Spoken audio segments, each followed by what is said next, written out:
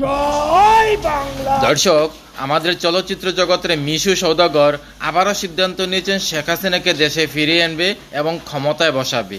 তাহলে সম্পূর্ণ ভিডিওটি দেখতে থাকুন মনোযোগ সহকারে। জয় বাংলা। যদি আপনারা শেখ হাসিনাকে আবার ক্ষমতায় না নিয়ে আসেন, বাংলাদেশ ফিলিস্তিনের মতো এরকম অবস্থা হবে।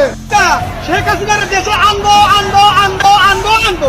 সাবেক প্রধানমন্ত্রী শেখ হাসিনা দেশ ত্যাগের পর বিগত কয়েকদিন ধরে দেশে সম্পূর্ণ মর্যাদা দিয়ে শেখ হাসিনাকে ফিরিয়ে আনতে চান অধিকাংশ ছাত্র জনতা। এবার তাদের সাথে যুক্ত হলেন ঢাকাই সিনেমার শীর্ষ খল অভিনেতা মিশু সওদাগর। জয় বাংলা, জয় বঙ্গবন্ধু। এই সরকারের বিরুদ্ধে গিয়ে কোনো কাজ হবে না। দেশের উন্নয়নের ধারাবাহিকতা ধরে রাখার জন্য বাংলাদেশের শেখ হাসিনাকে প্রয়োজন বলে মনে করেন এই অভিনেতা। এদিকে উপদেষ্টা ও সমন্বয়কদের নিয়ে উঠে আসছে নানা প্রশ্ন। করে এত সমন্বয় কোত্থেকে চলে আসলো? আমাদের এখন আর সমন্বয়ক সহ সমন্বয়ক প্যানেল নেই, কারণ আমাদের আন্দোলন শেষ। যোগ্যতা ছাড়া কিভাবে উপদেষ্টা হলেন নাহিদ ইসলাম ও আসিফ মাহমুদ? এই ধরনের উদ্ভট, অপদার্থ, অযোগ্য উপদেষ্টা দিয়ে আমরা কি করব?